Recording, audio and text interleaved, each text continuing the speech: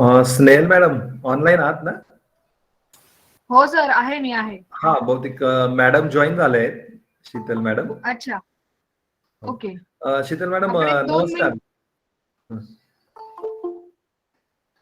Madam 5 मिनिटात आपण सुरू सुरू करूयात. हो विद्यार्थिनी जॉईन होत आहेत. 5 हो हो मिनिटात. हो, काही प्रॉब्लेम नाही, काही प्रॉब्लेम.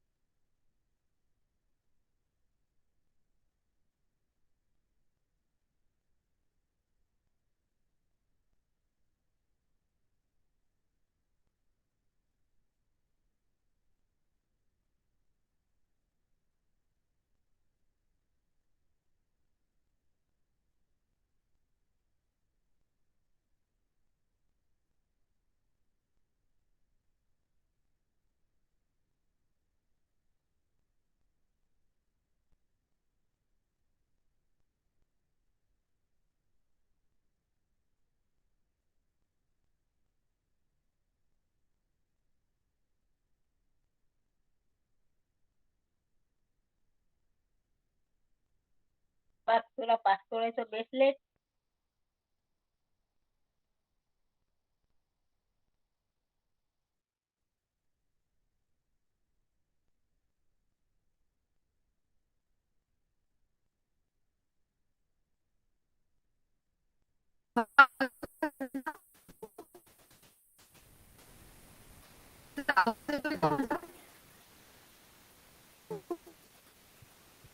येतोय येतोय, थोडासा अडकतोय पण येतोय.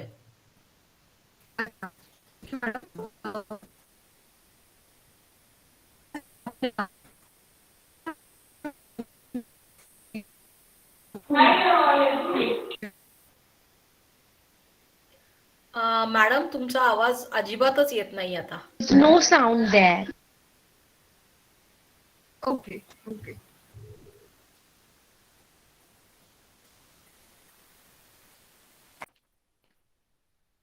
ठीक आहे. आता येतोय का मॅडम आवाज? हा, बेटर आहे, it's better. Okay, thank you thank you.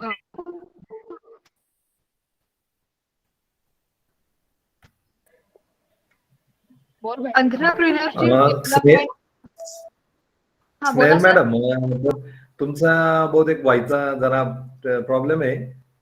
तर पुढे दुसऱ्या डिव्हाइस वर ना जॉईन होता येईल का बघा. ठीक जरा आहे, 1 मिनिट. आवाज बऱ्यापैकी अडकतोय तुमचा.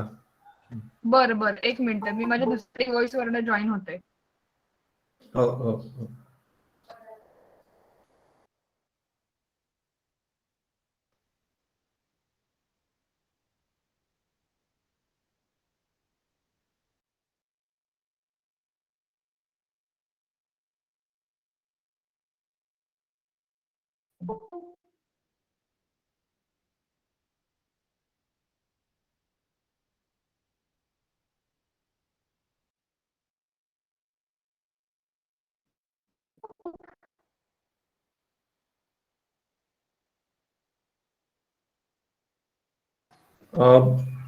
येस मॅडम बोला. कडूनच अ, येत नाहीये. आवाज येत नाही तुमचा परत. आवाजात जरा प्रॉब्लेम आहे. म्हणजे अडकतोय आवाज. मला. बहुतेक तुमचं कनेक्टिव्हिटी व्यवस्थित नाही, त्यामुळे आवाज येत नाहीये.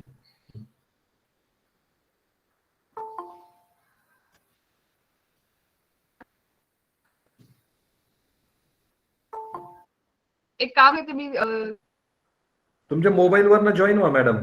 आपल्या गुगल आपल्या अकाउंटने कॉलेजच्या.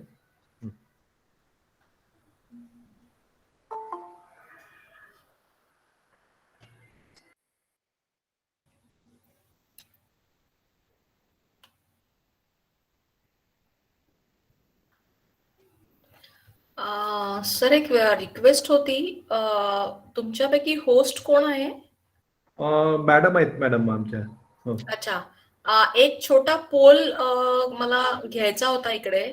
Okay madam. तर ते होस्टला करायला लागतं किंवा मग तुम्हाला इफ यू कॅन नाही. मेक मी होस्ट मलाही इन्फॉर्म केलं तर चालेल मॅडम, काय हरकत नाही. चालतंय. मला 2 हे होत्या म्हणजे गोष्टी तिथे टाकायच्या होत्या.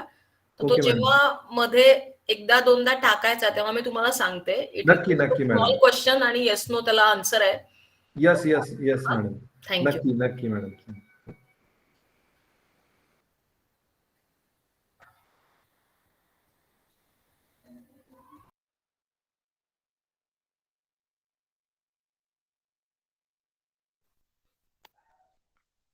हॅलो, आवाज येतोय का माझा? हा मॅडम येतोय. नाही. येतोय आवाज.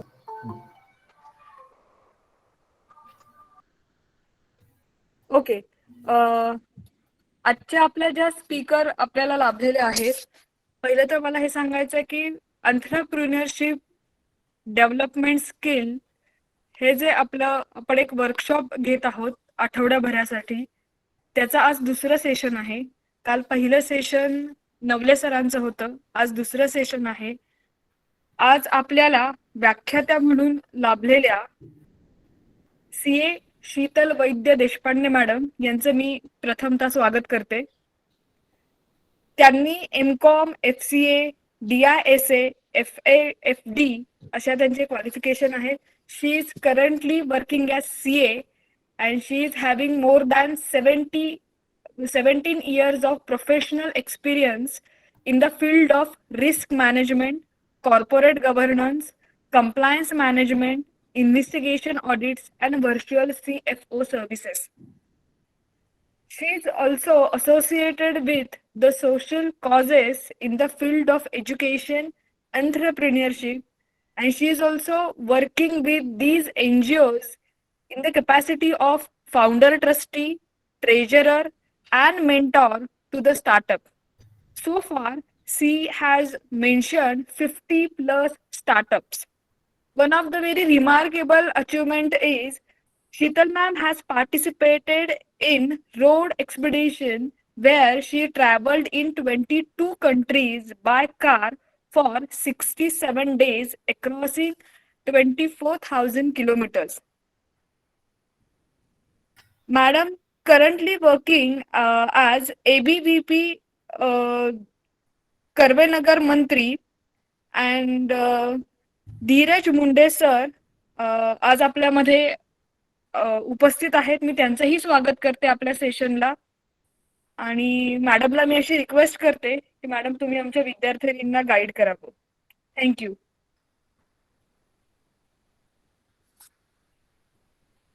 धन्यवाद स्नेहल मॅडम. मी सुरू करू शकते का? हो मॅडम, हो. येस, एक फक्त छोटा बदल या परिचयामधला जो आहे तो सांगते. मी विद्यार्थी परिषदेचं काम ऍक्च्युली नाशिकमध्ये 1993 ते 2005 केलं. मी राष्ट्रीय कार्यकारिणीमध्ये होते विद्यार्थी परिषदेच्या.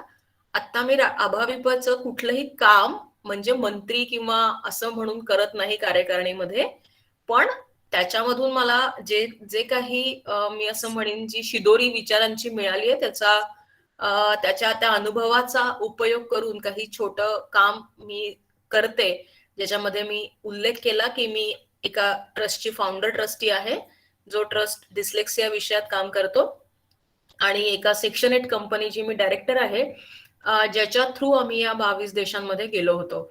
त्यामुळे छोटस एक फक्त करेक्शन होतं माझ्या सगळ्या परिचयामधलं. Okay ma'am, thank you. No problem. Yes, तर आता मला जॉईन होताना TY BCom, SY BCom, BBA, FY अशा अनेक मुली दिसत आहेत की ज्या वेगवेगळ्या ग्रॅज्युएशनच्या फेजला आहेत, आणि सगळी कॉमर्स फॅकल्टी दिसतीये. आणि त्या सगळ्यांमध्ये मला असं वाटतंय की एक कॉमन पॉइंट आहे की आमचा म्हणजे finance, I am being a chartered accountant, finance, accounting हा सगळा आमचा एक कॉमन विषय असं मला ऐकून दिसतंय. याच्यामध्ये कोणी वेगळ्या शाखेचं नाहीये, बरोबर? सगळे बीकॉम स्ट्रीमचे आहेत. Yes ma'am. बीबीएचे आहेत मॅडम. बीबीएचे पण आहेत, पण त्यांना अकाउंट्स, फायनान्स, बिझनेस ऍडमिनिस्ट्रेशन आहे सगळं. हो हो हो. Okay okay. येस, त्यामुळे आपण सुरू करूया. मध्ये मी एक दोन छोटे पोल्स घेणार आहेत, ज्या सगळ्यात तुम्हाला पार्टिसिपेट थोडं करायचं आहे, आणि मला थोडा तुमचा फीडबॅक पण याच्यामध्ये हवा आहे. आजचं जे सेशन आहे तर ते मला थोडस अशा अँगलनी घ्यायचं आहे की जे फायनान्शियल लिटरसी हाच विषय आहे, आणि आत्ताच्या एकूण बदलत्या काळामध्ये we being the finance student, commerce student, आपण are we relevant in the market, आणि आपण बीकॉम ग्रॅज्युएशनची डिग्री घेऊन जेव्हा बाहेर पडणार आहोत, किंवा आपण पोस्ट ग्रॅज्युएशन म्हणून एमकॉम करणार आहोत, किंवा मार्केटमध्ये काही जाणार आहोत ग्रॅज्युएशन पोस्ट ग्रॅज्युएशन झाल्यानंतर, त्यामध्ये मी घेतलेला जो विषय आहे माझा, ज्याच्यातनं ग्रॅज्युएशन झालं आहे, तो विषय एकूण बाहेरच्या वातावरणाशी आता रेलेव्हंट आहे का, आणि तो रेलेव्हंट करण्यासाठी ज्या गोष्टी आवश्यक आहे ते मी आत्ता करतेय का, हा थोडा एक भाग मला असं वाटतं की जो घ्यावा असं मला वाटलं. मी वेगवेगळ्या कॉलेजेसमध्ये जीएसटी शिकवते, मी फॅकल्टी मेंबर आहे, आणि सायबर सिक्युरिटी या विषयात पण मी लेक्चर्स घेते. त्यामुळे माझ्याकडे बीबीए, बीकॉम, MBA असे स्टुडंट्स, किंवा इंजिनिअरिंग मध्ये ऍक्च्युली ज्यांना फायनान्स आणि अकाउंट्स लागतं अशा विषयामध्ये पण मी त्यांना शिकवत असते. म्हणजे एक लक्षात येतं की आपण जी डिग्री आता करत आहोत, किंवा पुढे ही डिग्री झाल्यावर पुढचं काही शिक्षण घेणार आहोत, हे आपण का करतो आहोत, आणि ती डिग्री घेतल्यानंतर मला जे मार्केटमध्ये आवश्यक स्किल सेट आहे तो माझ्याकडे आहे का, हा प्रश्न आपण डिग्री होईपर्यंत, नोकरी मिळेपर्यंतही स्वतःला विचारत नाही. जेव्हा आपण मार्केटमध्ये जातो, आणि जेव्हा या वेगवेगळ्या विषयांमध्ये आपण बाहेर इंटरव्ह्यूज देतो, काही इंडस्ट्रीजना अप्रोच करतो, तेव्हा आपल्या लक्षात येतं की काही ठिकाणी हे स्वीकारलं जात नाहीये, किंवा आपण अनेकदा पेपरमधनं किंवा वेगवेगळ्या ठिकाणनं ऐकतो की there are so many commerce graduates, post graduates in market, ज्यांना जॉब मिळणं खूप डिफिकल्ट आहे, आणि नुसतं बीकॉम एमकॉम करून उपयोग नाही, तर त्याच्यासाठी काहीतरी वेगळं स्पेशलायझेशन केलं पाहिजे, असं अनेकदा आपण ऐकतो. पण हे जेव्हा आपण डिग्री करत असतो, जेव्हा आपण FY, SY, TY BCom ला आहोत, एमकॉमच्या पार्ट 1, पार्ट 2 ला आहोत, तेव्हा आपण हे शिकताना आपल्या मनामध्ये हे विचार येतात का, किंवा आपल्याला असं खरंच वाटतं की मी आत्ताचे जे बाहेर मार्केटमध्ये जे बदल घडतायत त्याच्यामध्ये मी रेलेव्हंट आहे का किंवा मला ते माहिती आहेत का, हाच एक प्रश्न मला आता या मुलांशी शिकवताना, त्यांना काही विषय समजून सांगताना नक्की जाणवतो. म्हणजे मी एक सायबर सिक्युरिटीचं लेक्चर घेत होते आणि MBAच्या मुलांसाठी माझं ते सेशन सुरू होतं आणि मी सहज एकदा असं त्यांना विचारलं की किती जणांना म्हणजे MBA झाल्यानंतर इंडस्ट्रीमध्ये जायचं आहे का स्वतःचा बिझनेस करायचा आहे. तर त्यातल्या सगळ्या जणांनी हात वर करून सांगितलं की त्यांना इंडस्ट्रीमध्ये जायचं आहे. पण MBA झालेल्या मुलींना स्वतःचा बिझनेस आपण काढू शकतो हा विषय सुद्धा त्यातले खूप कमी, म्हणजे माझ्या सेशनमध्ये तर असं कोणीच नव्हतं की ज्यांनी हा विषय मी करू शकते अशी तयारी दाखवली होती. त्यामुळे आपण विचार कसा करतो आहोत, आपल्याला विचार काय करण्याची गरज आहे, आणि आत्ताचं जे एकूण सगळं मार्केट आहे बाहेर, कारण आपण रोज नवीन नवीन टेक्नॉलॉजीची नावं कुठनं तरी ऐकत असतो जे आपल्याला नवीन वाटतात, पण या सगळ्या टेक्नॉलॉजीज कुठेतरी 10, 12, 15 वर्ष आधी सुरू झाल्यात. आपल्याला आपल्यापर्यंत त्या येईपर्यंत वेळ लागतोय, ही फॅक्ट आहे. म्हणजे तुम्ही हा ब्लॉकचेन नावाचा शब्द आपण सगळीकडे सगळेजण आता ऐकतो आहोत. काही प्रमाणात आपल्याला कुठेतरी याचा इंटरफेस हा सुद्धा ऍक्च्युली आहे. पण हे करत असताना ह्याचा उगम, याचा हे कधी सुरू झालं हे मला आत्ता कळतंय, हे कधीच आहे. तर मी सहज बघायला गेले तर 1994 पासून लोक या कॉन्सेप्टवर काम करतायत. नाव आता आपण 2021 मध्ये 22 मध्ये आहोत टू बी प्रिसाइज, आणि ब्लॉकचेन हे आपण मागचे 1, 1.5, 2 वर्ष, फार 3 वर्ष ही संकल्पना काय आहे याचा विचार करतोय. पण ही संकल्पना रूढार्थानं 94-93 साली कोणीतरी मांडली, त्याच्यावर रिसर्च सुरू झाला. काही 97-98 मध्ये काही लोकांनी या विषयामध्ये PhD घेतल्या. म्हणजे 25 वर्ष अलीकडे ही कॉन्सेप्ट अभ्यासाला सुरुवात झालेली आहे. पण ती माझ्यापर्यंत येईपर्यंत एवढा काळ जायला लागला. त्यामुळे जेव्हा मी डिग्री घेऊन बाहेर पडणार आहे तेव्हा मी शिकलेल्या गोष्टी, मी आत्मसात केलेल्या गोष्टी, किंवा आपण ज्याला स्किल्स म्हणतो, तसे जे स्किल्स आहेत ते मी खरंच घेतलेत का, हा प्रश्न आपण प्रत्येकानं स्वतःला नक्की विचारला पाहिजे. ठीक आहे. कारण मी समजा काहीतरी एक सिलेबस काही वर्षापूर्वी ड्राफ्ट केलेला आहे आणि तो आता मी शिकतेय, पण आपण अभ्यासक्रम तर बदलू शकत नाही. पण तो अभ्यासक्रम प्रत्यक्षात आणण्यासाठीचे काही जे स्किलसेट्स लागतात ते स्किलसेट तरी मी आत्मसात केले आहेत का, करते आहेत का, ते करण्यासाठी आवश्यक गोष्टी मी करतेय का. मला असं वाटतंय की हा एक विचार आपण, म्हणजे आपण एंटरप्रेन्योर होऊ किंवा आपण जॉब घेऊ किंवा कदाचित आपण काही करणार नाही, पण आपण आयुष्यभर आपली ओळख काय करून देऊ की माझं BComचं शिक्षण झालंय, माझं MComचं शिक्षण झालं आहे. हो, पण त्या डिग्रीचा, त्या नॉलेजचा तू काय उपयोग केलास हे जर का आपल्याला कोणी विचारलं तर आपण काय करणार आहोत, कसं हे सगळं आपण आत्ताच्या मार्केटमध्ये रेलेव्हंट करणार आहोत, याची थोडीशी चर्चा मला असं वाटतंय की आपण करावी. Financial literacy in the real sense. आपण अनेक जण कॉमर्समध्ये बँकेचे व्यवहार शिकतो, बँक रिकन्सिलेशन म्हणजे काय शिकतो, त्याच्यावर थेअरी पेपर्स लिहितो, मोठमोठाले पेपर्स वरती उत्तरं लिहितो, पण आपल्याला खरंच बँक रिकन्सिलेशन करता येतं का, आपण कधी ते करून पाहिलेलं आहे का.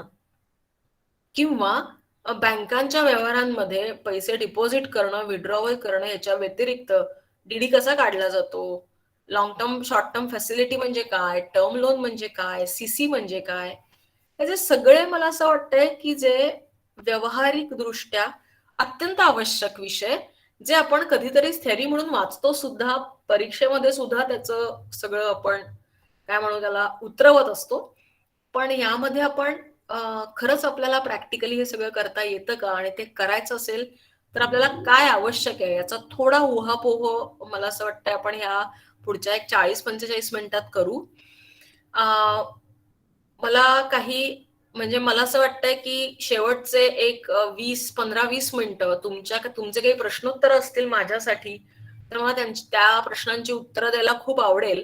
कारण हा जो मी आत्ता करतेय आणि हा अनफॉर्च्युनेटली या प्लॅटफॉर्मवरून जो करतेय, व्हर्च्युअल प्लॅटफॉर्मवरून, हा ऍक्च्युली थोडा मोनोलॉग होऊ शकतो. मी एकटीच आत्ता सध्या बोलू शकते तुमच्याशी, पण मला असं वाटतंय की शेवटचे 15-20 मिनिटं आपण सगळ्यांनी थोडंसं याच्यामध्ये पार्टिसिपेट केलं. तुम्ही मला तुमचे काही प्रश्न विचारलेत आणि या दृष्टीने आपल्याला काय करता येईल असा जर का आपण थोडा विचार केला, तर मला असं वाटतं की या सेशनचा उपयोग हा तुम्हाला अधिक होईल आणि मला तुम्हाला काय आवश्यक आहे अजून हेही कळण्यासाठी काहीतरी इनपुट नक्की मिळतील आणि मी तुमच्या प्रश्नांची उत्तरं देण्याचा प्रयत्न नक्की करीन. मला एक पोल घ्यायचा आहे.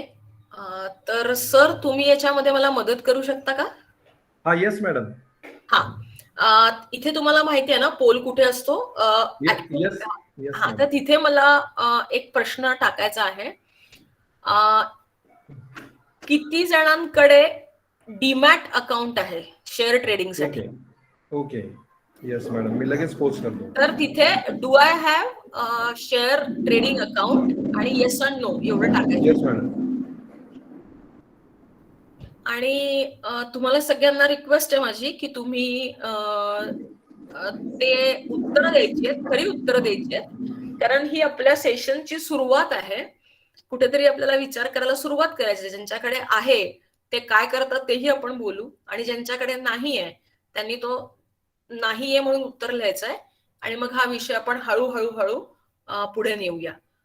तर सरांचं ते टाकून झालं की ते पोल रिलीज करतील. तुम्ही तुमचे आन्सर्स त्याच्यात भरा आणि आपण त्याला एक अर्धा मिनिटं वेळ घेऊ आणि मी माझं पुढचं सेशन सुरू करते. येस मॅडम, मी पोल ऍक्टिव्हेट केलेला आहे आणि स्टुडंट आन्सर देत आहेत. व्हेरी गुड, व्हेरी सर्व गुड. विद्यार्थ्यांना सूचना आहे, पोल ऍक्टिव्हेट आहे तर पोल मध्ये आपले आन्सर द्या, चॅट बॉक्स मध्ये नको. येस, चॅट बॉक्स मध्ये देऊ नका, पोल मध्ये द्या, कारण की मला इकडे काउंट करायला in the poll. Yes yes please. अरे मी बोलतोय, लेक्चर घेतोय थांबलोय.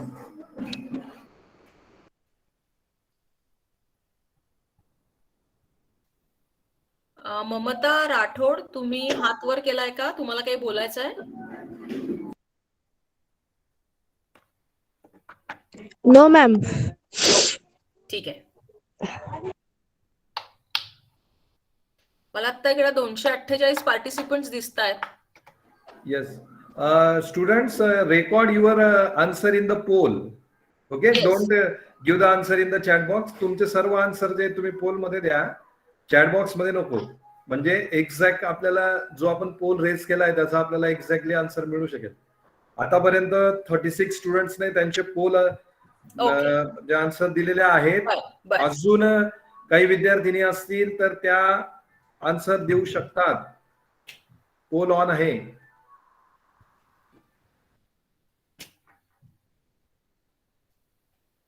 सगळ्यांनी भरा.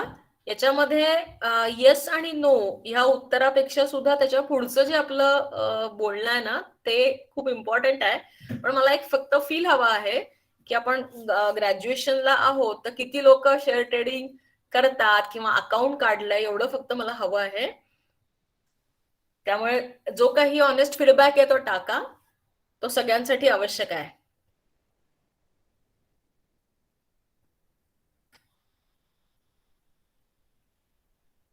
अजून एक अर्धा मिनिट आपण ठेवूया.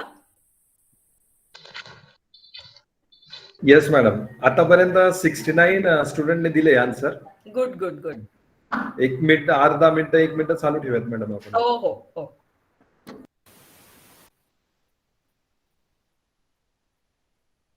3 डॉट्स वर क्लिक केल्यानंतर तिथे ऍक्टिव्हिटीज वर जाऊन क्लिक करा. तिथे तुम्हाला बोट देता येईल.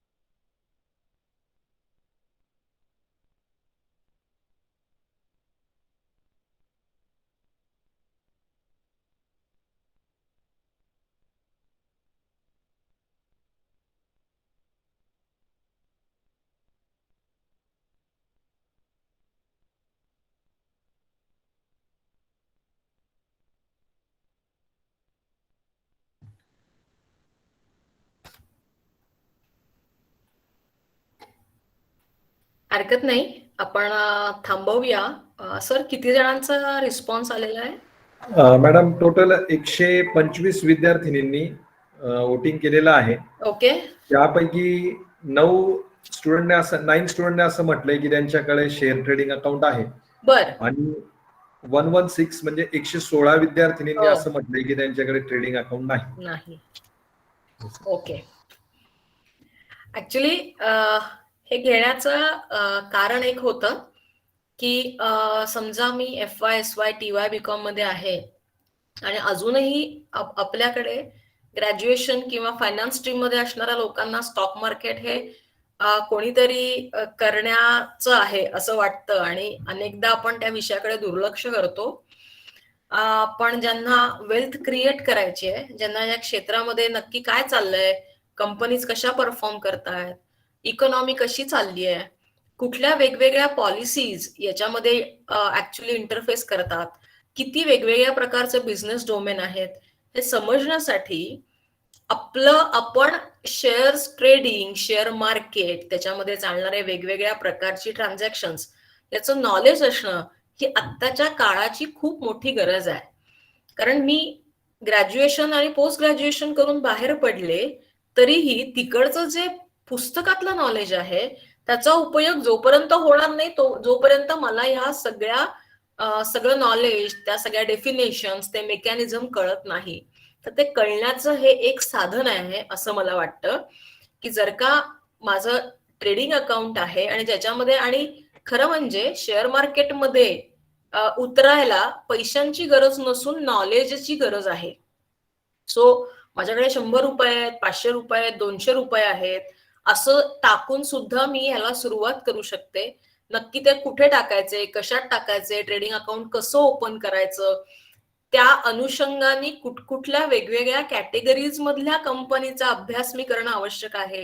मला असं वाटतंय की या छोट्या छोट्या गोष्टी आपलं शिक्षण हे अधिक एनरिच व्हायला, ते अधिक उपयोगाचं व्हायला खूप उपयोगी पडणार आहे.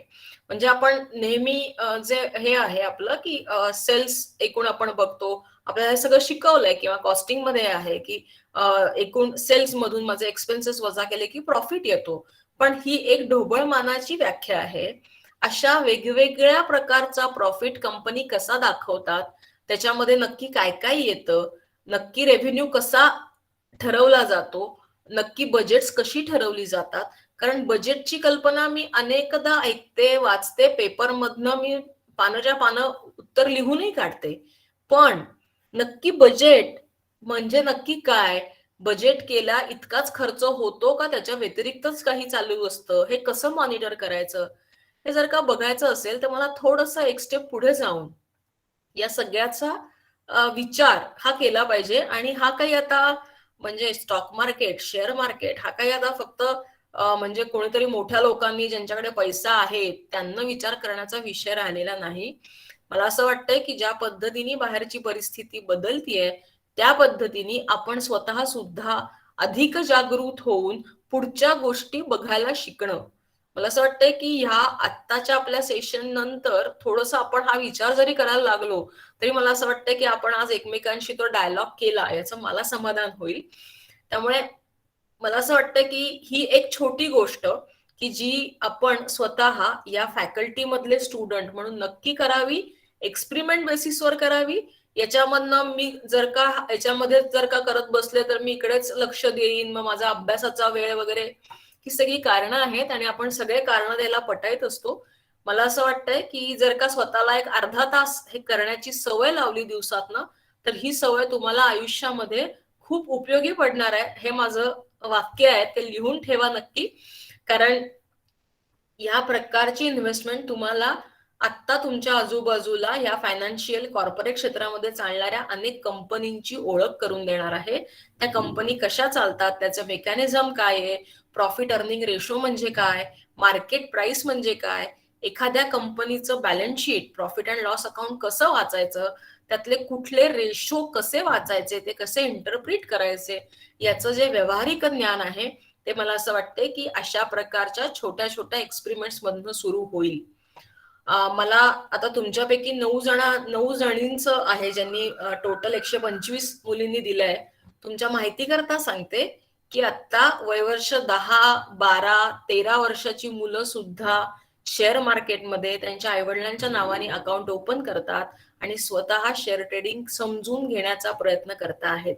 त्यामुळे एका बाजूला जसं आपण म्हणतो की म्हणजे हे खूप कमी लोकांसाठीचं क्षेत्र आहे, ज्यांच्याकडे पैसा आहे त्यांनी शेअर मार्केटमध्ये इन्व्हेस्ट करावं. मला असं वाटतंय की मी जर का ग्रॅज्युएशनची विद्यार्थिनी आहे तर मी हा विषय माझ्या शिक्षणाचा भाग म्हणून जर का बघितला तर मला खूप चांगलं नॉलेज याच्यातनं येऊ शकतं. त्यामुळे ज्यांची इच्छा आहे, ज्या 9 जणींचे ऑलरेडी अकाउंट्स आहेत, आय रिअली कॉंग्रॅच्युलेट देम, कारण त्यांनी थोडंसं पुढे बघण्याचा प्रयत्न केला आहे. त्यांना जे नॉलेज मिळत आहे त्याचा काहीतरी उपयोग करण्याचा प्रयत्न केला आहे. आणि जशी आपली डिग्री महत्वाची आहे त्याचबरोबर आपलं हे प्रॅक्टिकल नॉलेज ज्याला आपण म्हणतो की जे मार्केटमध्ये रेलेव्हंट आहे ते करण्याचा एक छोटा प्रयत्न आहे. त्यामुळे ज्यांची इच्छा आहे त्यांनी हे नक्की करा.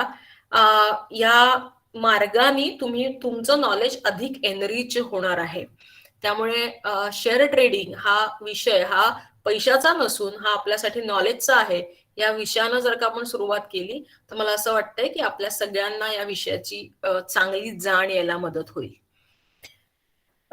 पुढच्या मुद्द्याकडे जाते. जसं मी म्हटलं की हा शेअर ट्रेडिंग हा एक भाग झाला. आम्ही किती जणी इकॉनॉमिक टाइम्स ऑनलाईन वाचायचा प्रयत्न करतो, हा पण एक माझा प्रश्न आहे. आणि पोल मध्ये आपण जाऊया नको, पण जरी मला साधारण काही जर का हेडजअप मिळालं तर मला कळू शकेल की आपण किती जणी या विषयातल्या संदर्भातला न्यूजपेपर 10 मिनिटं 15 मिनिटं ऑनलाईन वाचतो. सोनाली, भक्ती जाधव, अंजली, त्यांनी सगळ्यांनी येस म्हणून सांगितलंय.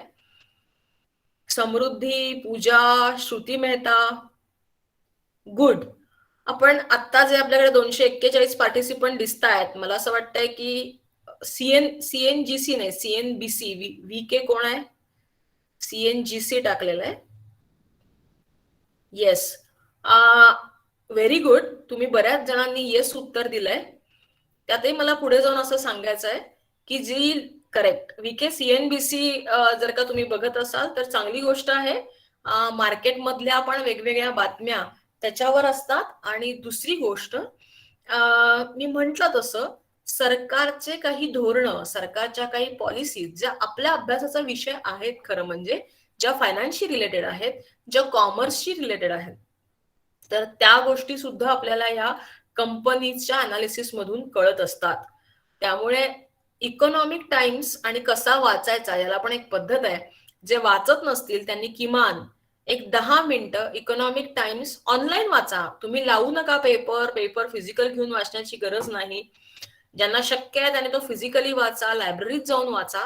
पण आपण या विषयामध्ये जेव्हा डिग्री घेतो, आणि हे काही खूप मोठ्या करिअरसाठी नाही आहे, आता हा awareness, financial literacy, financial awareness आणि त्याचं ऍप्लिकेशन हे आपल्या सगळ्यांना येणं हे अत्यंत गरजेचं आहे. नाहीतर ते घेऊन आता काय करायचंय हेच अनेक लोकांना माहिती नसतं. म्हणून मी जेव्हा माझं सेशन ठरवलं गेलं तेव्हा मी या गोष्टींचा विचार करून खास सांगितलं होतं की मला एक 8-10 मुद्दे बोलायचे, डिस्कशन करायचे आणि काही प्रश्न विद्यार्थिनींकडनं पण मला ऐकायला आवडतील.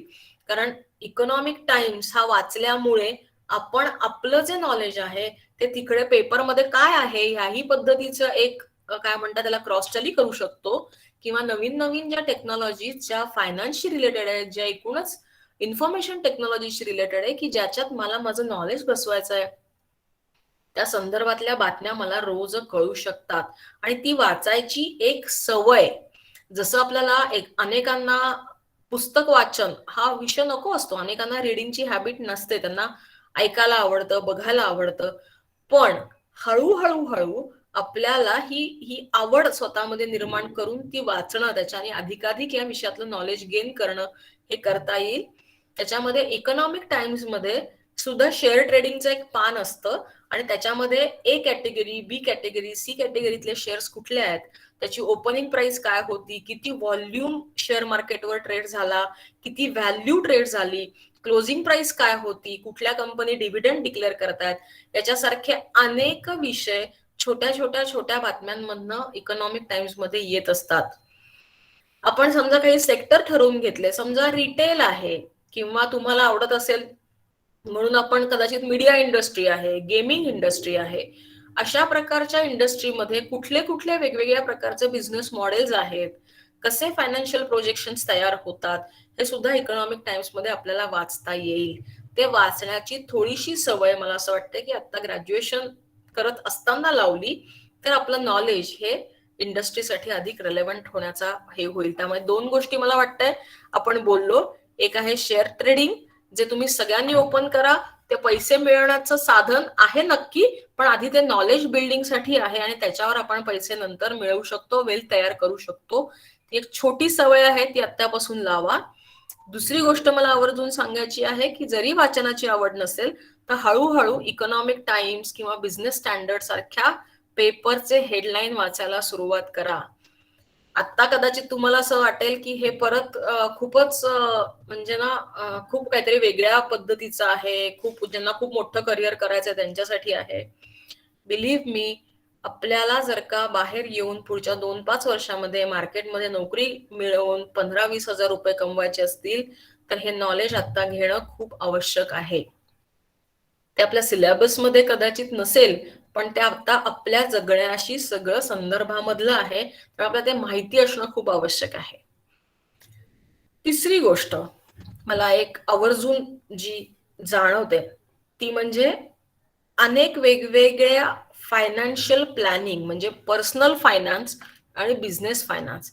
जर का माझ्यापैकी काही जणांना, आपल्यापैकी काही जणांना स्वतःचा बिझनेस सुरू करायचा आहे, किंवा एखादा बिझनेस सुरुवातीला जॉईन करायचा आहे, कारण आपण ग्रॅज्युएट, पोस्ट ग्रॅज्युएट कॉमर्सचे झालो की अनेकांच्या मनामध्ये येतं की मी हा बिझनेस करू शकतो, मी याच्यामध्ये उतरू शकतो, मी या असा प्रकारचा बिझनेस मार्केटमध्ये केला तर मला काय म्हणायचं त्याला अधिक पैसे मिळवता येतील, असे अनेक विचार आपल्या मनामध्ये येत असतात. फायनान्सचे ढोबळमानाने हे 2 प्रकार आहेत. एक आहे पर्सनल फायनान्स आणि दुसरा आहे तो म्हणजे बिझनेस फायनान्स. हा आपल्या एकूणच दैनंदिन जीवनाशी निगडीत असलेला विषय आहे. त्यामुळे मला असं वाटतं की हा पर्सनल फायनान्स आणि बिझनेस फायनान्स हा आपल्याला बेसिक तरी नीट कळवून घेतला गेला पाहिजे. म्हणजे आपण कॉमर्स शिकतो, इन्कम एक्सपेंडिचर शिकतो, बिझनेस कॉमर्स, त्याला सेक्रेटरियल प्रॅक्टिस म्हणतात, अशा प्रकारचे विषय असतात आणि आपण इकॉनॉमिक्स पण शिकतो. पण आपण इकॉनॉमिक्स किती वाचतो आणि किती रिलेट करतो हा प्रश्न आपण सगळ्यांनी विचारला पाहिजे स्वतःला की मला हे रिलेट करता येतं का. ऑइलच्या किमती जागतिक बाजारपेठेमध्ये हल्ल्या म्हणून माझ्या पेट्रोलच्या प्राइसेसवर काय परिणाम होतो हे मला वाक्य समजतं का. जर का मला ते कळत नसेल तर मी ते समजून घेण्याचा प्रयत्न करते का. असे वेगवेगळ्या वेबसाईट्स आहेत, पॉडकास्ट आहे, त्याच्यामधनं मी हे वाचण्याचा प्रयत्न करते का की मला हे समजलंय का की नक्की ऑइल प्राइसेसचा माझ्या पेट्रोलच्या किमतीशी काय परिणाम आहे की ज्या पेट्रोलसाठी मी 70 रुपये देत होते त्याला मी आता 110-120 रुपये देते, तर हा फरक काय आहे. आणि तो जर का मी कॉमर्स बॅकग्राऊंडची विद्यार्थिनी आहे तर तो मला करता येतो का, हे मला समजतं का. हे रॉकेट सायन्स नाही आहे, पण आपण कधीही हे डिटेलमध्ये वाचायला जात नाही. आपण डिग्री घेण्याकरताच अभ्यास करतो, ते दिवस आता गेलेले आहेत. आता तुम्हाला जेवढं तुमच्याकडे वेगवेगळ्या प्रकारचे स्किल्स असतील, वेगळ्या प्रकारचं नॉलेज असेल, इतकं वेगळ्या प्रकारचं तुम्हाला बिझनेस मॉडेल्स माहिती असतील, तेवढं तुम्हाला पुढे जायला अधिकाधिक मदत होणार आहे. त्यामुळे या सगळ्याचा विचार हा लॉंग टर्मनी करा की जेव्हा मी डिग्री घेऊन बाहेर पडणार आहे तेव्हा बाजूचं वातावरण पूर्ण बदललेलं असणार आहे, त्याच्यामध्ये मी काय करू शकते हा विचार करून डोळस पद्धतीने आपला अभ्यास, स्किल डेव्हलपमेंट करण्याचा प्रयत्न आवर्जून करा.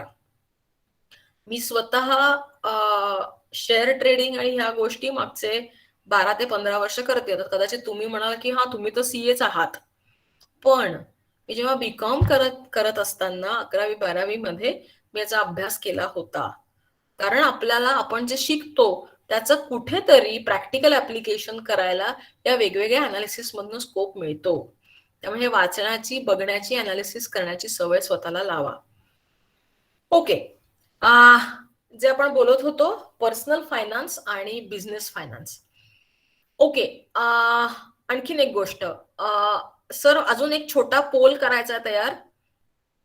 येस मॅडम, मी तुम्हाला को होस्ट केलंय. केलंय का? येस करू? मॅडम. येस येस अजून येस. एक पोल मला करायचा आहे. Start a poll. Okay,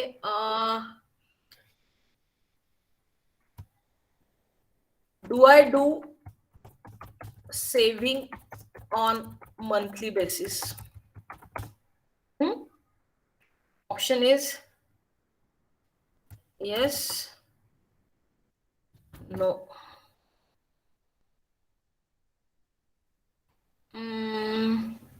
Percentage.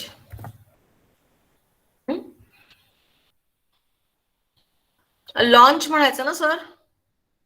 Yes madam, launch. हा, मी आता एक पोल ओपन केलाय ज्याच्यामध्ये do I save on monthly basis, saving आलंय ते. Actually do I save on the monthly basis. तर त्याच्यामध्ये yes, no and if yes, how much percentage of my total pocket money of my money.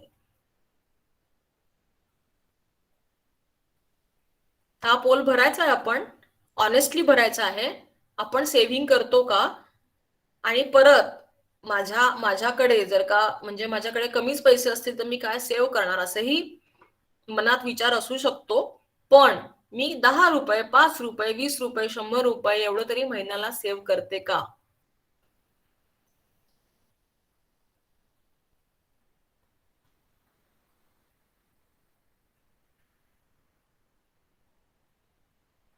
हा personal finance आणि personal financial management याच्याशी related subject आहे. त्याच्याशी म्हणून मी हा टाकलेला आहे.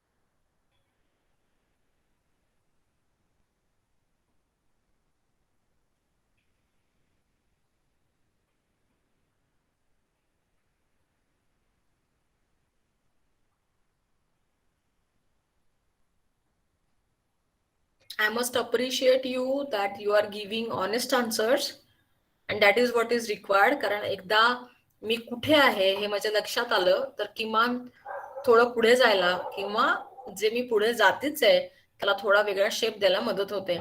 त्यामुळे मला असं वाटतं की अशा प्रकारचे प्रश्न आपल्यालाच विचारायचे असतात. आणि मी सुरुवातीलाच म्हटलं तसं की हे सगळं आता करण्याची गरज एकूणच आपल्याला मार्केटमध्ये पण आहे, स्वतःसाठी म्हणून पण आहे. त्यामुळे त्याच्यासाठी मी प्रिपेअर आहे का, मी फ्युचर रेडी आहे का, आणि माझं नॉलेज फ्युचर रेडी आहे का हे तपासण्यासाठीचा हा तासभर आहे असं समजा.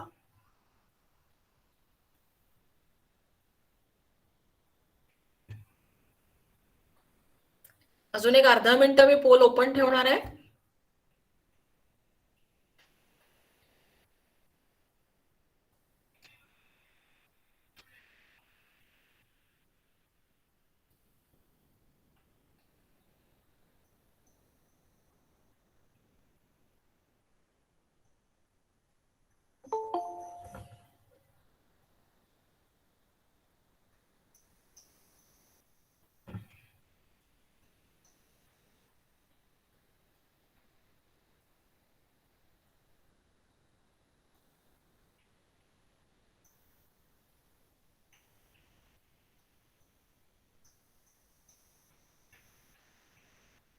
ओके, 95 votes आहेत. At least we should get 100 votes.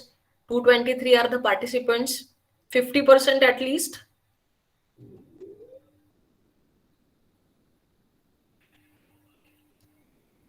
तेव्हा आपल्याला किमान शीतावरून भाताची परीक्षा करता येऊ शकते.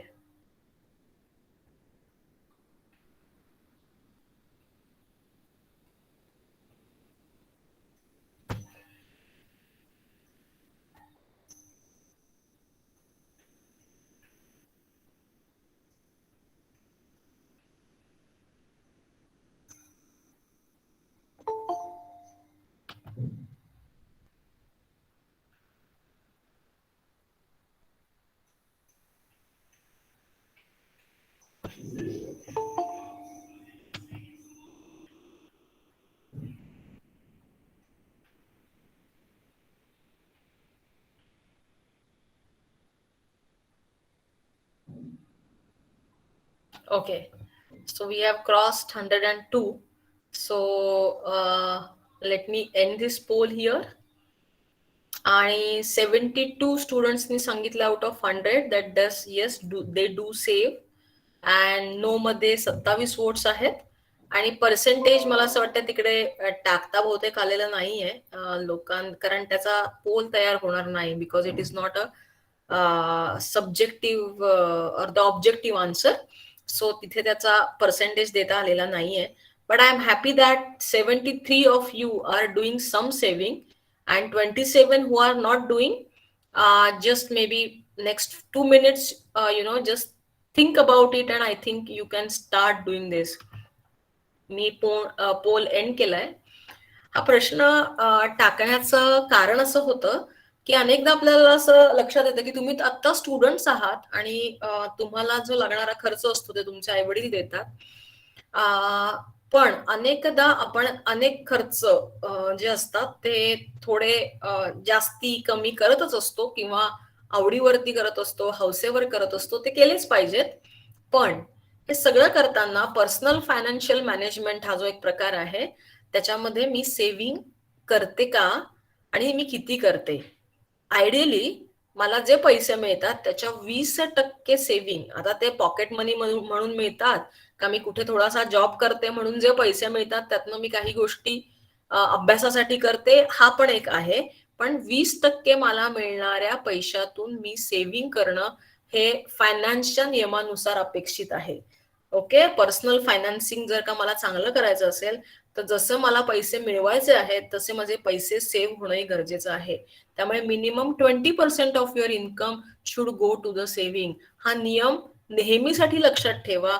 जेव्हा तुम्ही जॉब कराल, जेव्हा तुम्ही पैसे मिळवाल तेव्हा मिनिमम तेवढा भाग माझा सेव्ह झाला तर मी पुढच्या 20, 25, 30 वर्षामध्ये काहीतरी एक अचीव करू शकते, एका लेवल पर्यंत मी जाऊ शकते. आलेले सगळे पैसे जर का मी खर्च करत असेल तर कितीही पैसे मी मिळवले तरी मला ज्या हव्या आहेत त्या गोष्टी मिळू शकत नाहीत. त्यामुळे हा एक गोल्डन रूल आहे ऑफ पर्सनल फायनान्सिंग की 20% of my income should go to the saving. Second, एक पर्सनल फायनान्स मधला छोटा हे सांगते, इमर्जन्सी फंडिंग. इफ सपोज आता आपण सगळे अनसर्टन पिरियड मध्ये आहोत, जात आहोत, अनेकांच्या घरी अनेक दुर्दैवी घटना सुद्धा घडल्या असणार आहेत, त्या सगळ्यामध्ये प्रश्न नेहमी उत्पन्न होतो तो पैशाचा. आणि हे पैसे जर का आपल्याकडे असतील आधी आपण ते हे केलेले तर मला असं वाटतं की ते अशा काळामध्ये वापरले जाऊ शकतात. पण मला तशा प्रकारचं नॉलेज, तशा प्रकारचं दृष्टीच नसल्यामुळे मी अशा प्रकारचं सेव्हिंग केलं नाही. आणि जेव्हा अशी एखादी दुर्दैवी घटना घडते ज्याच्यामध्ये पैशाचे प्रश्न निर्माण होतात त्यावेळेला माझ्याकडे हातामध्ये काही नसतं आणि किंवा मेडिकल ट्रीटमेंट असेल तेव्हा माझ्या हातामध्ये नाहीये आणि मी काही करू शकत नाही, अशी सिच्युएशन येऊ शकते. मला असं वाटतंय की जसं आपण हा एक पर्सनल फायनान्सिंग हा स्किल्सचा भाग आहे. हा तुम्ही एंटरप्रेन्युअर व्हा किंवा तुम्ही स्वतः जॉब करा, पण अशा प्रकारचं सेव्हिंग करणं, काही प्रकारचा इमर्जन्सी फंड तयार करणं, मला असं वाटतंय these are good financial habits which we should inculcate in our self. Okay, माझा महिन्याचा खर्च जर का 5,000 रुपये असेल एक विद्यार्थिनी म्हणून किंवा 10,000 रुपये असेल तर असे 6 महिने समजा मला 60,000 रुपये लागणार असतील तर माझा इमर्जन्सी फंड हा 60,000 रुपयाचा असला पाहिजे. ओके, तर मला काहीच पैसे मिळाले नाही तर 6 महिने तरी मी काढू शकते आणि तोपर्यंत मी माझा काही ना काहीतरी मार्ग या सगळ्यांना काढू शकते. मला असं वाटतंय की हे देण्यामागचा माझा उद्देश असा आहे की आपण स्वतःला जितकं इक्विप्ड करू, जेवढं एम्पॉवर करू, तेवढे आपल्या शिक्षणाचा उपयोग आणि आपल्या एकूण ज्ञानाचा उपयोग करण्यासाठी आपल्याला अधिक मदत होणार आहे. ओके, सो हा झाला पर्सनल फायनान्स मधल्या या 2 गोष्टी आहेत. There is a list of good financial planning, पण मी त्याच्यात जाणार नाही. मला असं वाटतं की तुम्ही आता स्टुडंट्स असताना या 1-2 गोष्टी की माझे थोडे पैसे सेव्ह करणं हे माझ्या भविष्यासाठी चांगली गोष्ट आहे आणि इमर्जन्सी फंड जर का काही झालं माझ्या घरच्या फ्रंटवर, माझ्या पर्सनल फ्रंटवर, तर मला सस्टेन करण्याकरता जेवढं आवश्यक आहे तेवढं मी ठेवू शकते, माझ्याकडे तो फंड केलेला असेल. ही एक मला असं वाटतं विचार करण्याची पद्धती आपण सगळ्यांनी केली पाहिजे. दुसरं मी म्हणतात तसं बिझनेस फायनान्सिंग आहे. याच्यामध्ये ज्यांना आपला स्वतःचा काही बिझनेस करायचा आहे, ज्यांना स्वतःचा काही एक इनिशिएटिव्ह आपण ज्याला म्हणू तो घ्यायचा आहे, अशा मुलांनी मुलींनी ह्याचा एक वेगळा विचारही केला पाहिजे. कारण मला स्वतःच्या खिशातलं भांडवल टाकायचं असेल, मला स्वतःचा काही उद्योग उभारायचा असेल, तर सुरुवातीला मला माझ्या खिशातून पैसे टाकायला लागणार आहेत. त्यामुळे त्याचा विचार मी जेव्हा SY FY लाच असताना केला, तर कदाचित माझी डिग्री पूर्ण झाल्यानंतर मी काही छोटा व्यवसाय सुरू करू शकते. पण या सगळ्याचं मी म्हटलं तसं जोपर्यंत विचार होत नाही, जोपर्यंत आपलं नियोजन त्याच्यासाठी होत नाही, तोपर्यंत ती कल्पना आपण प्रत्यक्षात आणू शकत नाही. त्यामुळे ह्या सगळ्या गोष्टी नॉलेज म्हणून आपल्याला येणं खूप आवश्यक आहे. आणि ज्यांना बिझनेस फायनान्सिंग हा विषय म्हणजे या क्षेत्रात जायचं असेल, ज्यांना, जसं मी स्वतः एक एंटरप्रेन्योर आहे, माझा स्वतःचा कन्सल्टिंगचा व्यवसाय आहे आणि माझ्याकडे स्टाफ आहे, त्यांची सॅलरी आहे, त्यांचं रेंट आहे आणि मी काही चालवते, एक आपण ज्याला म्हणू कन्सल्टिंग फर्म चालवते, तर माझा स्वतःचा एक बिझनेस आहे. तर मला माहितीये की माझ्या बिझनेसला काय लागणार आहे, अशा प्रकारचं नियोजन करून बजेट करून मी माझं काही व्यवसाय चालवत असते. त्यामुळे जेव्हा बिझनेस फायनान्सिंग हा विषय येतो तेव्हा त्याच्यामध्ये लोन्स आहेत किंवा त्याच्याकडनं कोणाकडनं त्याचं हँड लोन घेणं आहे, बँकेचं लोन आहे, शॉर्ट टर्म लोन आहे, काही CC सारखे काही अकाउंट्स आहेत की जे बँकेकडनं फॅसिलिटी आपण घेऊ शकतो. असे वेगवेगळे मार्ग आपल्याला अवेलेबल आहेत. पण हे करायचं असेल तर आपल्याला त्याची पूर्ण माहिती असणं, त्याचं पूर्ण नॉलेज असणं आणि मग अशा प्रकारचा विचार करून त्याचं प्लॅनिंग करून ते एक्झिक्यूट करणं. मी परत आता असं सांगते की as we are now heading and we are in 21st century, we being the commerce students, we need to make ourselves smarter and sharper day by day. Okay, only my degree will not help me to sustain in the market. आणि ते झाल्यानंतर माझ्या पुढे प्रश्न उपस्थित होणार आहे की मी आता काय करू. किमान 5,000 रुपये मिळवण्यासाठी सुद्धा मला खूप धडपड करावी लागणार आहे. ती जर का टाळायची असेल तर आपण जे करतो आहोत ते अत्यंत डोळसपणे समजून आणि जे मार्केट ट्रेंड्स आहेत ते समजून माझं वाचन वाढून मला पुढे जावं लागणार आहे. अजून 2च विषय मी थोडेसे सांगीन आणि मला असं वाटतंय की आपण प्रश्नोत्तरांसाठी हे पुढे जाऊ. क्रिप्टोकरन्सी सारखा विषय आहे की जसं मी स्टॉक मार्केट म्हटलं तसं पुढच्या येणाऱ्या काळामध्ये आता जरी भारतामध्ये ती करन्सी ही लिगल नसली तरी येऊ घातलेल्या काळामध्ये ब्लॉकचेन, क्रिप्टोकरन्सी हे सगळे विषय मला फायनान्स म्हणून फेस करायला लागणार आहेत. हे शिकण्याची तयारी आपण आत्तापासून दाखवली तर मला असं वाटतं की पुढच्या काही महिन्यांमध्ये, काही वर्षांमध्ये मी या टर्मिनॉलॉजीशी, या प्रकारच्या मार्केटशी काय म्हणायचं त्याला अलाइन असेल आणि मला यातले व्यवहार समजायला लागतील. नाहीतर जसं आत्ताही स्टॉक मार्केटचा काही डॉगमा आपल्या सगळ्यांच्या डोक्यामध्ये आहे की ज्यांच्याकडे पैसे आहेत अशा लोकांसाठी स्टॉक मार्केट इन्व्हेस्टमेंट्स आहेत, तर हा विषय तशा पद्धतीचा नसून मला असं वाटतंय की हा नॉलेजचा विषय आहे, हा इंडस्ट्री अंडरस्टँडिंगचा विषय, वेगवेगळे बिझनेस मॉडेल समजून घेण्याचा विषय आहे. त्या दृष्टीने आपण या विषयाकडे पाहिलं पाहिजे. तसं क्रिप्टोकरन्सी हा जो विषय आहे तो मला असं वाटतंय हा सगळ्यात आत्ता ऑनगोईंग ट्रेंड ज्याला आपण म्हणतो आहे. याच्यामध्ये नक्की क्रिप्टोकरन्सी म्हणजे काय आहे, ब्लॉकचेन टेक्नॉलॉजी म्हणजे काय आहे, मी म्हटलं तसं की ही नवीन आपल्यासाठी आहे. 25-30 वर्ष झाले या कॉन्सेप्ट मार्केटमध्ये आहेत आणि लोक त्याच्यावर काम करतायत. मी एवढे वर्ष मागे आहे याचा मला विचार करून माझ्या नॉलेज मिळवण्यासाठी काही वेगळे प्रयत्न नक्की करायला लागणार आहेत.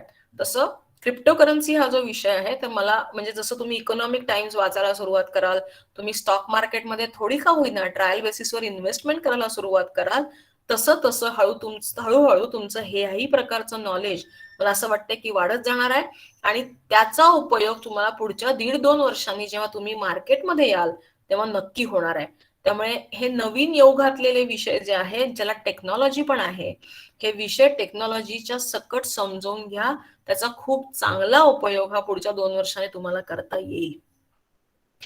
आपण जे शिकतो जसं मी म्हणलं की मायक्रो आणि मॅक्रो इकॉनॉमिक इंडिकेटर्स हे आपण थेअरी म्हणून इकॉनॉमिक्स मध्ये शिकतो. त्याचं कुठे ऍप्लिकेशन मला दिसेल का, ते करता येईल का, याही दृष्टीने आपण प्रयत्न नक्की केला पाहिजे. आणि वेगवेगळे छोटे स्किल सेट्स आहेत, छोटे कोर्सेस आहेत, हे शिकतच डिग्री घेतली पाहिजे. Gone are the days where your only one degree will help you to get and survive in the market. You have to make yourself skillful and you have to make yourself म्हणजे मी असं म्हणेन की नोकऱ्या मिळणं कठीणच आहे. त्यामुळे ज्यांना ते त्याच्या व्यतिरिक्त खरंच काही जमणार नाही त्यांनी नोकरी करावी. पण if I want to become an entrepreneur, if I want to start some of my small setup or the business, then I need to know these market trends very well. जर का ते मला कळले नाहीत तर मला पुढे जाता येणार नाहीये. तर मला असं वाटतं की पुढच्या सगळ्या ज्याला आपण म्हणू की फ्युचर रेडी होण्यासाठी म्हणून आणि माझ्या नॉलेजचा उपयोग होण्यासाठी जे आवश्यक आहे ते नक्की केलं पाहिजे. आणि त्याची सुरुवात ही तेव्हा जेव्हा गरज लागणार आहे तेव्हा न करता ती आत्तापासून केली पाहिजे. आणि मग माझ्या अभ्यासाचा उपयोग या सगळ्याला कसा होईल याचा विचार केला पाहिजे. त्यामुळे मी ऍक्च्युली माझा जो उद्देश होता हे करण्याचा की मी कॉमर्समध्ये माझी लिटरसी वाढवणं, माझं हे मार्केट रिलेव्हंट करणं आणि त्याच्यासाठी थोडं सेल्फ रिफ्लेक्शन करणं, इतका छोटा मोटिव्ह माझा आजच्या सेशनचा आहे.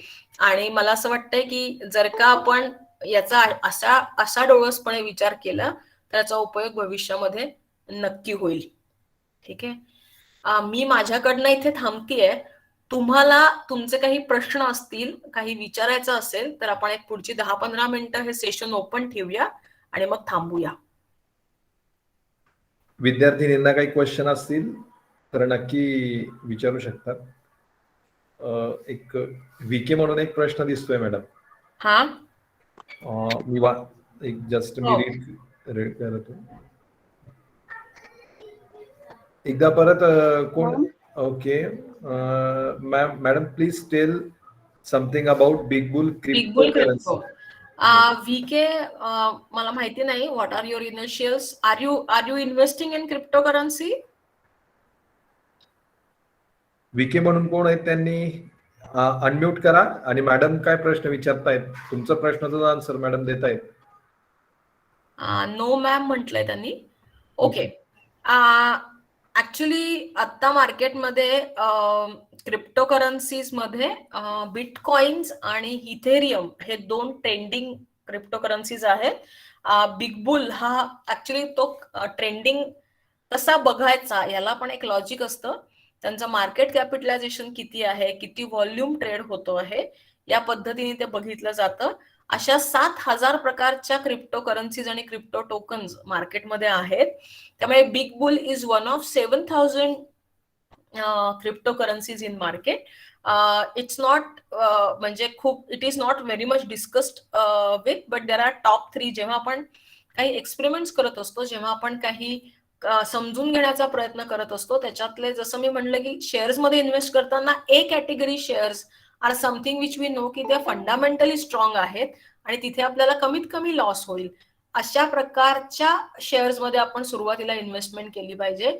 तसंच big boule he cryptocurrency is among 7,000, but try and if you are investing in cryptocurrency, try and invest in first 3 or 5 cryptocurrencies.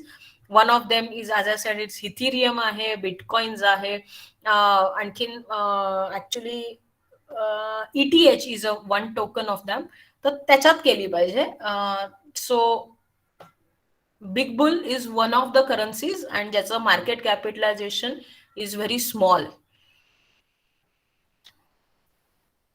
Okay.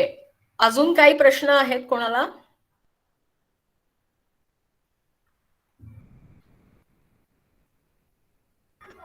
If any other questions are there, students can unmute themselves and ask the questions. If you have any query regarding any financial things, those have been mentioned by madam during the lectures. एक असं आहे की मी आता जे session घेतलं हे कदाचित थोडं जनरिक वाटू शकतं, पण मला असं वाटतं त्या निमित्ताने थोडं सेल्फ रिफ्लेक्शन होऊन आपण ह्या आपल्या स्वतःच्या काही गोष्टींवरती काम करायला सुरुवात करावी असं मला वाटत होतं. म्हणून मी जास्त थेरॉटिकल सब्जेक्ट न घेता I try to keep that this is an informal subject that at least we should start studying and looking maybe 2 to 3 years down the line.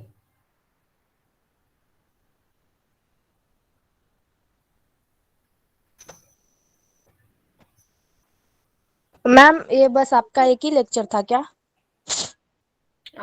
So फार आई थिंक यस.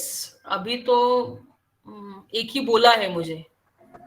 अच्छा, तो फिर return लोगे क्या? There must be different speakers. Rathod means नेमकं काय विचारायचंय तुम्हाला किंवा आपको क्या पूछना है एग्जैक्टली? सर मुझे बोलना था ये एक ही लेक्चर होता है क्या? यस, मतलब एक ही बार in this program we have daily one lecture. हम क्या है कि आपको मैडम का जो आज का सब्जेक्ट है, मैडम ने जो जो आपको बताया उस पे अगर आपको कुछ क्वेश्चन पूछना है तो आप पूछ सकते हैं. Okay sir. Okay, related to lecture. Madam, एक प्रश्न आलेला आहे आपल्या मुलींकडून की इंट्रा ट्रेडिंग म्हणजे काय, त्याची माहिती थोडी मिळेल का? or long term for 4 to 6 months at least. Actually, long term meaning, technical meaning is the investment for 3 to 5 years is a long term. So 4 to 6 months is a short period. Okay.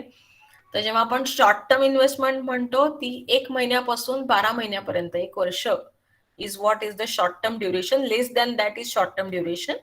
आणि long term duration is from 3 to 5. Okay. किंवा more than 1 year but less than 3 years or 5 years is a long term investment in a technical term. Now intraday trading, ज्याला share trading मध्ये there are two things. One is the fundamental analysis, second is a technical analysis. Now technical analysis is more about numbers and to find out the trend of numbers. But fundamental analysis talks about what is the nature of a business of a company. त्यांचा market ratio काय आहे, market penetration काय आहे, त्यांचं loan किती आहे, त्याचा cells बरोबर काय रेशो आहे, हे सगळे जे असतात त्याला फंडामेंटल अनालिसिस म्हणतात. त्यामुळे इंट्राडे हे ऍक्च्युली सुरुवात करताना फंडामेंटलच्या बेसिसवरती इन्व्हेस्टमेंट करायला सुरुवात करावी. आणि ते ड्युरेशन मी म्हणतो तसं up to 1 year, 1 to 2 years, 3 years हवं. इंट्राडे त्यांनीच करावं ज्यांना हे फंडामेंटल करण्याचा एक्सपिरियन्स आहे आणि they can estimate the numbers.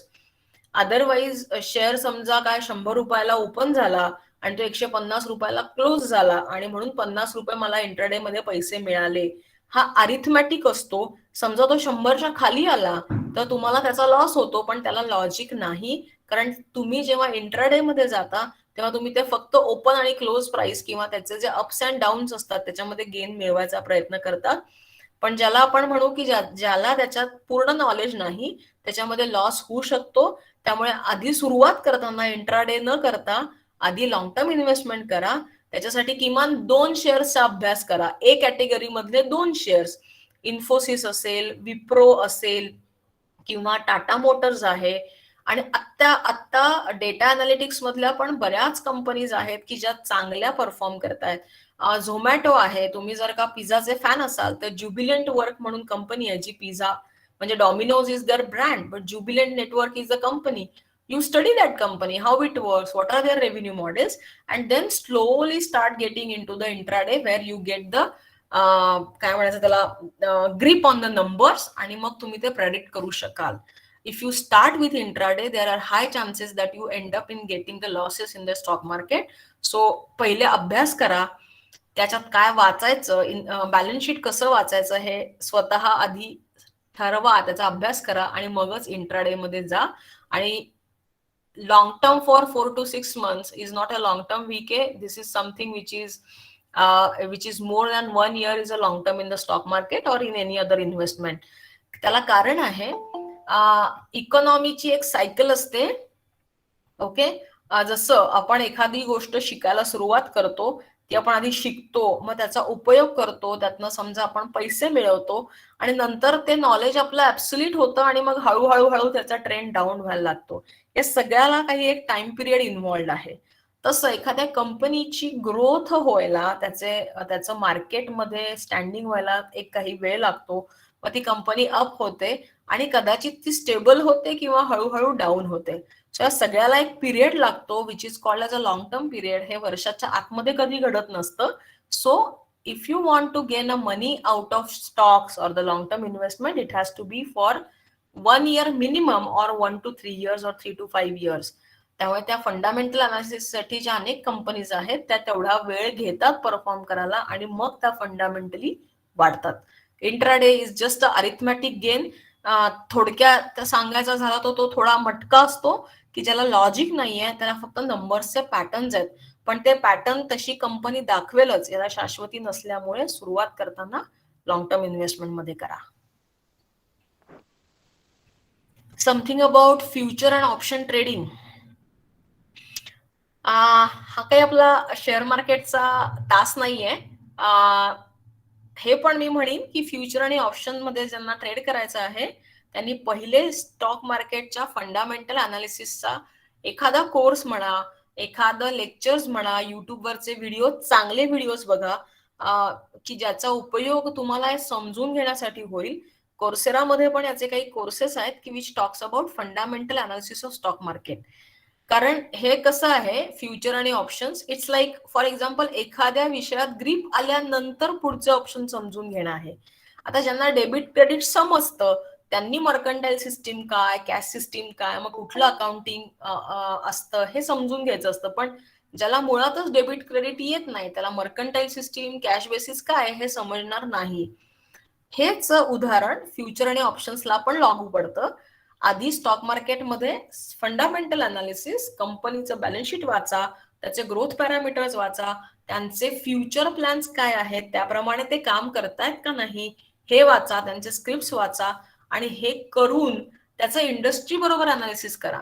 मी छोटं उदाहरण सांगेन तुम्हाला. फॉर एक्झाम्पल मागच्या 2 ते 3 वर्षांमध्ये आपल्या फायनान्शियल बजेटमध्ये ऍग्रिकल्चर प्रोडक्ट्स आणि ऍग्रिकल्चर प्रोडक्ट प्रोसेसिंग याच्यासाठी अनेक स्कीम्स या गव्हर्नमेंटनी आता भारतामध्ये आणल्या.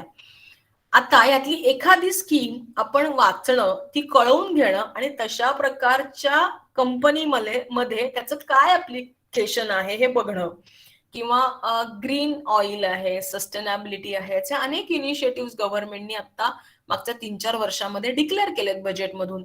आता याच्यापैकी एखादा पॅरामीटर आपण स्टडी करत असलेल्या कंपनीला लावणं, किंवा आपण ज्याचा अभ्यास करतो, आपण इन्फोसिसचा अभ्यास केला तर आयटी कंपनीसाठी काय प्रकारचे सरकारचे धोरणं आहेत हे जर का वाचलं तर आपल्याला हे दोन्ही गोष्टी कळतात. आणि मी हेच म्हटलं मगाशी की शेअर मार्केट, शेअर ट्रेडिंग हा पैसा मिळवण्याचा साधन आपल्यासाठी आहेच, पण तो सुरुवातीचा ऑब्जेक्टिव्ह तो नसून या प्रकारचं माझं नॉलेजचं स्फिअर वाढवणं.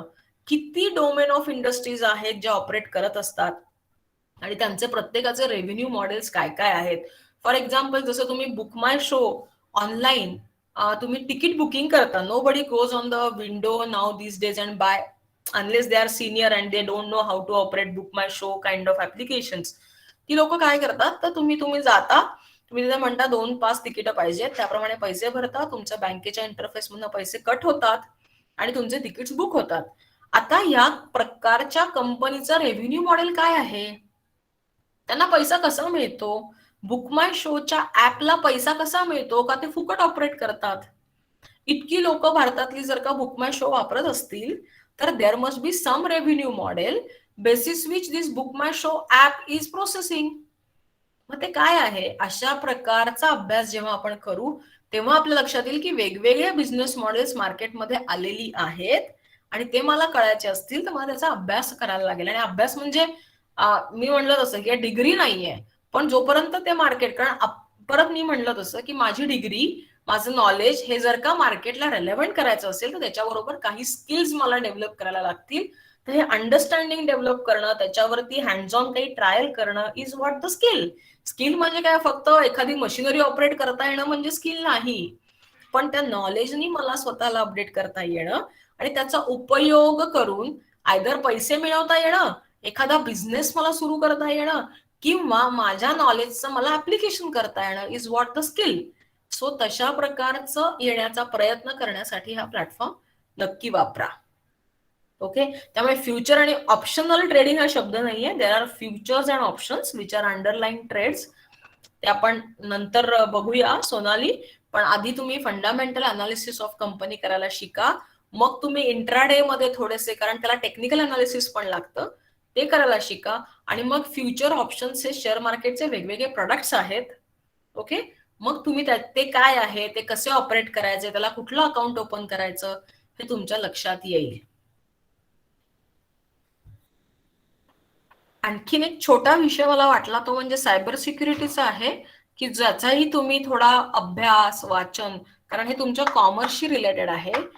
ज्या काही पेमेंट गेटवे साइट्स किंवा बँकेच्या साइट्स तुम्ही ऑपरेट करता त्या सिक्युअर आहेत का नाही, त्याच्यामधून जो पैसा ट्रान्सफर होतो ती ट्रान्झॅक्शन सिक्युअर आहेत का नाही, कशा प्रकारचे सायबर क्राईम्स होऊ शकतात, त्याला काय प्रिव्हेन्शन्स आहेत, कारण हे सगळं आता आपल्या फील्डशी रिलेटेड आहे.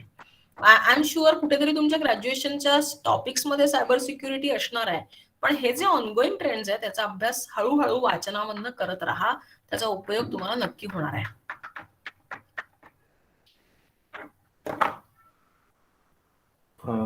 धन्यवाद मॅडम. Yes. आपण विद्यार्थिनींना खूप चांगल्या प्रकारे जो आजचा विषय दिला होता तो एक्सप्लेन करून सांगितला. मी प्राध्यापक विक्रांत पालटशा, श्री सिद्धिविनायक महिला महाविद्यालय विद्यार्थी विकास अधिकारी आणि अखिल भारतीय विद्यार्थी परिषद कर्वेनगर अध्यक्ष या नात्याने आपले या ठिकाणी आभार मानू इच्छितो.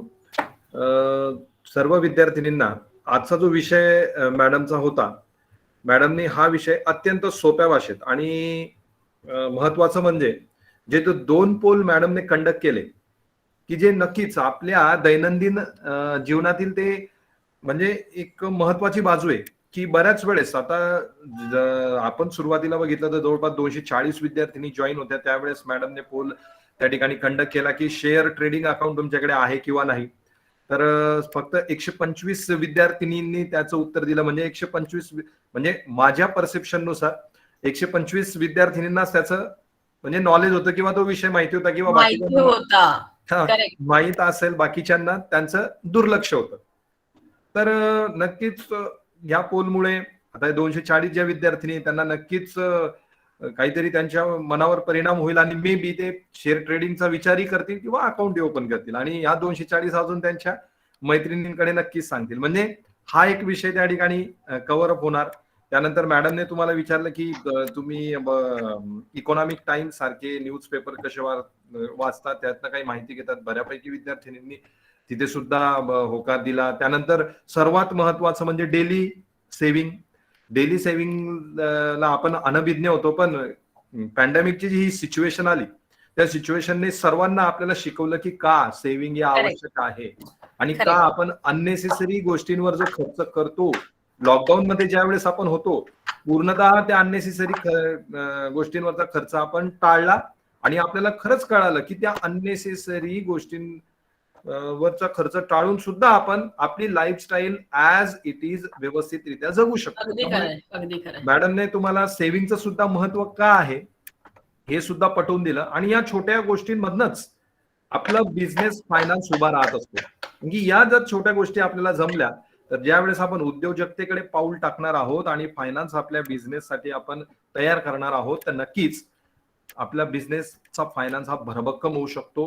हे मॅडमने आपल्याला या ठिकाणी समजावून सांगितलं आणि अत्यंत सोप्या भाषेत मॅडमनी तुमच्याशी म्हणजे बोथ वे संवाद साधून तुम्हाला इन्व्हॉल्व करून घेऊन आजचा जो विषय मॅडमचा होता बिझनेस फायनान्स त्याला मॅडमने पुरेपूर न्याय दिला.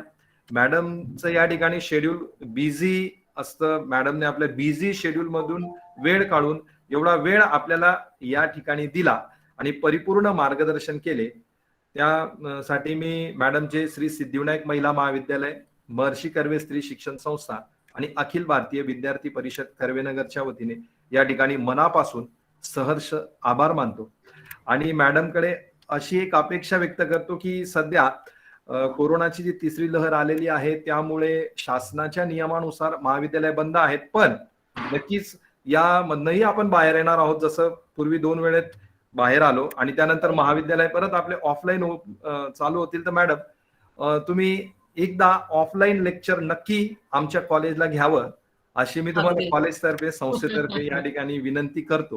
जरूर जरूर, मलाही आवडेल, कारण मला हे असे विषय खरं म्हणजे विद्यार्थिनी समोर असताना घेण्यात जी मजा आहे तर ती नसते खरी आता या प्रकारच्या प्लॅटफॉर्म मध्ये. पण पुढच्या वेळेला जेव्हा खरंच रेग्युलर सुरू होईल तेव्हा मला यायला आवडेल नक्की. नक्की मॅडम, आणि आपण नक्की एक तुमचं सेशन ठेवूयात, कारण की तुम्ही ज्या प्रकारे खरंच विद्यार्थिनींना आता जे ऑनलाईन विद्यार्थिनी उपस्थित होतात त्यांना समजून सांगितलं, तसेच आमच्या बऱ्याच ऑफलाईन सुद्धा विद्यार्थिनी आहेत की जे ऑनलाईन प्लॅटफॉर्मला जॉईन होऊ शकत नाही. तर त्यांच्यासाठी शासनाच्या रेस्ट्रिक्शन गेल्यानंतर कॉलेज ज्यावेळेस ऑफलाईन होईल नक्की मॅडम एक लेक्चर आम्ही शेड्यूल करू आणि जरूर तुम्ही आमच्या महाविद्यालयातील भेट द्या आणि आमच्या विद्यार्थिनींना नक्कीच तुमचा सपोर्ट हा या विषयामध्ये किंवा उद्योजकतेच्या इतर विषयांमध्ये आवश्यक असेल. त्यामुळे नक्की मॅडम तुम्ही एक लेक्चर ऑफलाईन कॉलेज चालू झाल्यावर घ्या. करूया मी आपण. पुन्हा एकदा या ठिकाणी आपले आभार व्यक्त करतो. माझ्या सहकारी प्राध्यापक स्नेहल सरनोत मॅडम सुद्धा या ठिकाणी उपस्थित आहे. मॅडमचे सुद्धा मी या ठिकाणी धन्यवाद व्यक्त करतो. त्याचप्रमाणे माझे अखिल भारतीय विद्यार्थी परिषदेतील सहकारी धीरज मुंडे जे कर्वेनगर भागाचे नगरमंत्री आहेत ते देखील या ठिकाणी उपस्थित आहेत. त्यांचे मी या ठिकाणी महाविद्यालयाच्या वतीने आभार मानतो. जसा सरनोत मॅडमने आपल्याला सुरुवातीला सांगितलं की आठवड्याभराचे आपण उद्योजकता विकासाचे व्याख्यान घेणार आहोत. काल आपण नवले सरांचं व्याख्यान ऐकलं, आज मॅडमने आपल्याला या ठिकाणी मार्गदर्शन केलं. उद्या बँकिंग अँड फायनान्स या विषयावर 4 वाजताच आपल्याला प्रदीप सुळे सर मार्गदर्शन करणार आहे. तर सर्व विद्यार्थिनींनी याच लिंकवर उद्या दुपारी 4 वाजता पुढच्या व्याख्यानासाठी जॉईन व्हायचे आहे. मॅडम मी पुन्हा एकदा आपले या ठिकाणी आभार व्यक्त करतो आणि आजचं हे सेशन संपलेलं आहे असं जाहीर करतो आणि थांबतो. धन्यवाद मॅडम. धन्यवाद.